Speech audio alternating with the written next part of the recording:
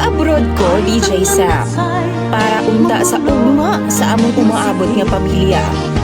Pero wa na ko damha, nga nagbuo naman di ay ang akong bana, ug sarili pud niyang pamilya. Gamit pa ang akong ginapadalang kwarta. Mayong adlaw kanimo DJ Sam ug sa imong mga followers. Tawagan na lang ko sa pangalang Tata.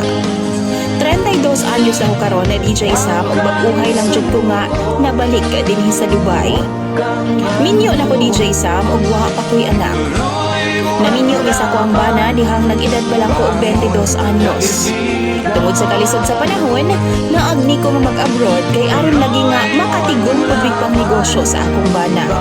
Gusto man gud namo DJ Sam na hatagan og haruhay nga kinabuhi ang among umaabot nga mga anak. DJ Sam, una na akong kontrata. Ginapada jud nako kang Eloy, ang akong bana.